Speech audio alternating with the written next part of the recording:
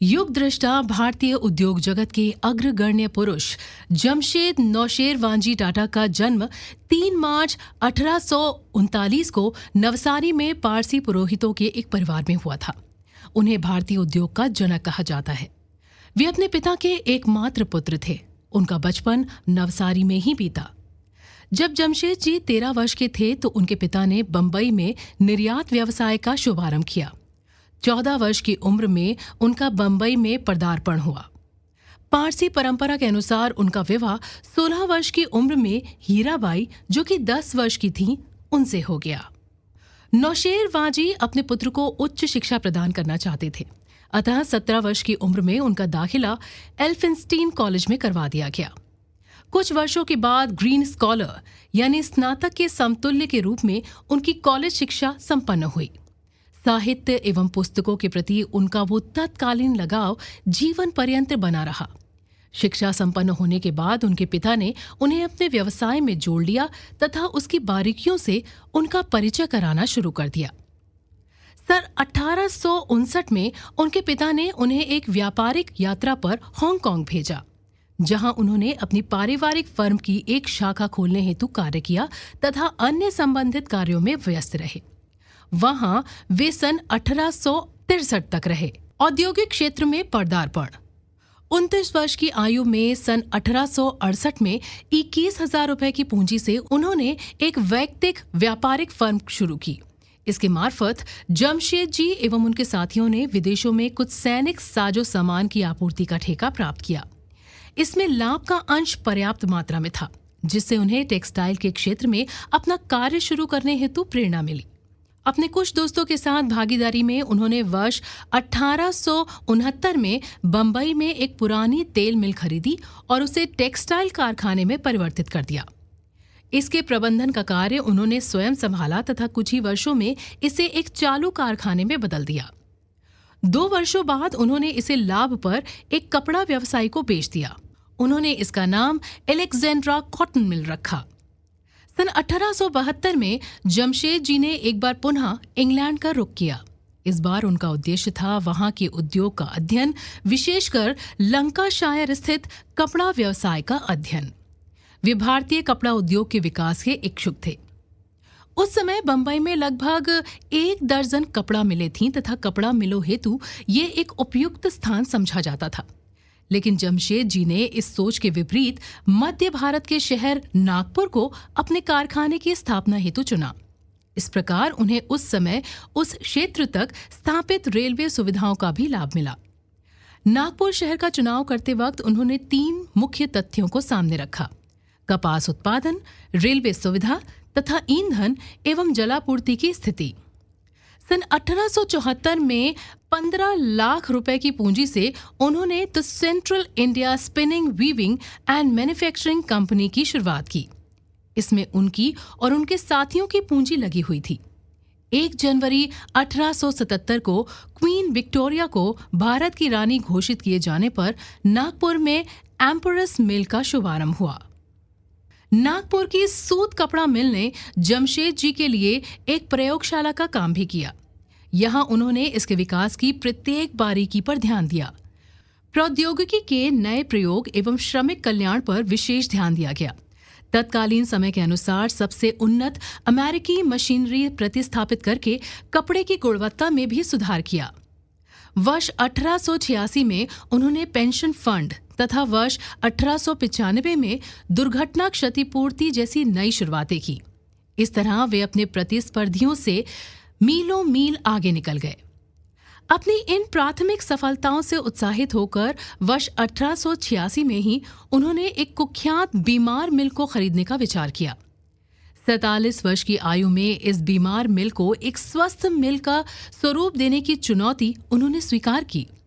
यह मिल, जिसे स्वदेशी आंदोलन की तर्ज पर स्वदेशी कॉटन मिल नाम दिया गया था, प्रमुखतः भारतीय शेयर होल्डरों द्वारा समर्थित थी। उन्होंने खुशी खुशी इसमें निवेश किया, लेकिन बाद में कुछ स्थितियां ऐसी बनी कि 2 साल बाद मिल लाभांश तक घोषित न कर पाई। कुछ कारणों तथा अफवाहों से शेयरों के दाम गिर गए। टाटा का नाम दांव पर लगा था। जब बैंकों ने भी ऋण देने से मनाही कर दी तो जमशेद जी ने पारिवारिक ट्रस्ट से एवं एम्प्रेस मिल के कुछ शेयर बेचकर पूंजी इकट्ठी की और उसे स्वदेशी कॉटन मिल में झोंक दिया। इसका मनोवांछित प्रभाव हुआ और शेयरों के दाम फौरन चढ़ गए। अपने सबसे अच्छे दिमाग तथा दक्ष कर्मचारियों की सेवाएं उन्होंने स्वदेशी कॉटन मिल को उपलब्ध कराईं तथा कुछ ही वर्षों में इसे एक उच्च श्रेणी की टेक्सटाइल मिल में रूपांतरित कर दिया। शीघ्र ही इसमें निर्मित कपड़े का निर्यात चीन, कोरिया, जापान तथा मध्य पूर्व के देशों को होने लगा। जब जमशेद जी को महसूस हुआ कि बंबई से कंपनी की चीन तथा जापान शाखाओं को जल परिवहन से भेजे जाने वाले माल के भाड़े के रूप में कंपनी के लाभ का अधिकांश हिस्सा खर्च हो जाता है, तो उन्होंने इस स्थिति को बदलने का बीड़ा उठा लिया। उस समय इस जल मार्ग पर प्रमुख रूप से 3 कंपनियों का एकाधिकार था जो हमेशा अपनी दरें ऊंची रखती थी। इसलिए जमशेद जी ने निप्पन युसेन काइसा नामक जापानी स्टीम नेविगेशन कंपनी का रुख किया ताकि सस्ते परिवहन की सुविधा प्राप्त हो सके। एकाधिकार प्राप्त कंपनियों ने इसका विरोध किया, परंतु जमशेद जी ने इसका डटकर मुकाबला किया, जिसमें वे विजयी हुए।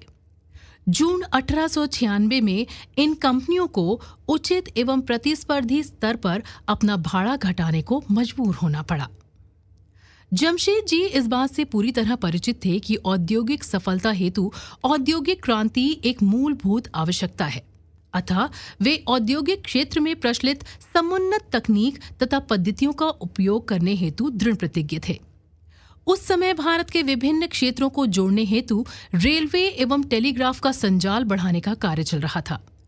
टाटा ग्रुप ने अपना औद्योगिक साम्राज्य बढ़ाने में इनका सार्थक उपयोग किया। लौह एवं इस्पात उद्योग में प्रवेश।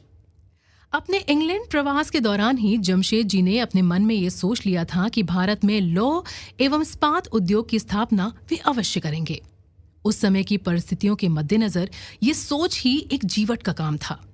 भारत की तत्कालीन अंग्रेज सरकार भी भारत में बड़े उद्योग धंधों के विकास हेतु अनिच्छुक थी, अतः सरकार की नीतियां स्वयं ही राह का रोड़ा थीं।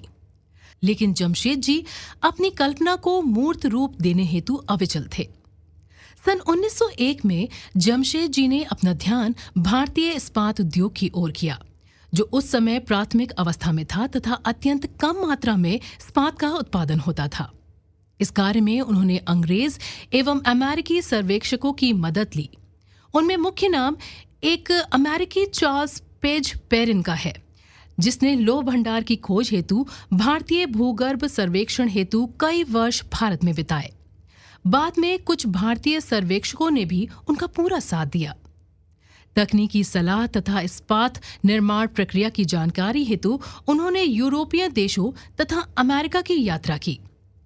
वे बड़े पैमाने पर लौह शोधन का कार्य करना चाहते थे, इसलिए उन्होंने इस परियोजना पर विस्तृत राशि का निवेश किया। उनकी ये योजना साकार रूप ले पाती इससे पूर्व ही सन 1904 में जर्मनी में जमशेद जी की मृत्यु हो गई। उनकी विरासत को सजाने, संवारने, विकसित करने तथा अधूरे रह गए सपनों को पूरा करने के लिए उनके 2 पुत्र थे।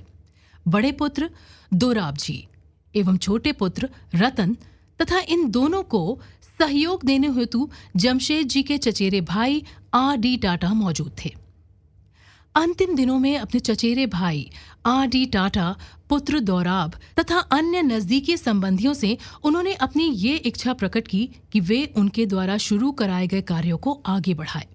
यदि ऐसा ना कर सकें तो कम से कम अब तक किए गए कार्यों को सुरक्षित रखें। जमशेद जी का इस्पात निर्माण का सपना तब साकार हुआ जब कलकत्ता से 150 मील पश्चिम में साकची में Tata iron and steel company की वर्ष 1907 में स्थापना हुई। ये स्थान कच्चे माल, कोयला, जलापूर्ति तथा परिवहन की दृष्टि से उपयुक्त था, अतः कंपनी का तेजी से विकास हुआ। 16 फरवरी 1912 को खुशगवार माहौल में साकची प्लांट से प्रथम इस्पात पिंड का उत्पादन हुआ। आज ये देश की एक प्रमुख इस्पात कंपनी है। जमशेद जी ने अपनी इस्पात नगरी के लिए जो कल्पना की थी, जमशेदपुर साकची के निर्माण में उसे पूरा सम्मान दिया गया। ताजमहल होटल का निर्माण। जमशेद जी ने बंबई में भारत के सर्वोत्तम होटल ताजमहल होटल का निर्माण किया। इसके निर्माण में एक बड़ी धनराशि खर्च हुई। इसके निर्माण के पीछे उनका उद्देश्य था भारत में यात्रियों को आकर्षित कर पर्यटन को बढ़ावा देना। अपनी यात्राओं के दौरान उन्होंने स्वयं इस होटल की साज सज्जा का सामान खरीदा। होटल उस समय के यूरोपीय मानकों के अनुरूप सभी सुविधाओं से सुसज्जित था। इसमें एक सोडा एवं बर्फ कारखाना, वॉशिंग एवं पॉलिशिंग मशीन, लॉन्ड्री, एलिवेटर तथा इलेक्ट्रिक जनरेटर सहित सभी जरूरी व्यवस्थाएं की गईं। इसका उद्घाटन सन 1903 में हुआ। उस समय ये बंबई का प्रथम भवन था जो बिजली से प्रकाशित था। इसमें अमेरिकी पंखे लगे थे तथा टर्की शैली के बाथरूम बने थे। किचन हेतु अंग्रेजी बटलरों की नियुक्ति की गई थी। कुल मिलाकर होटल में वो सारी सुविधाएं मौजूद थीं जो दुनिया के बेहतरीन जाने माने होटलों में मौजूद थीं। जमशेद जी के जन कल्याणकारी कार्य।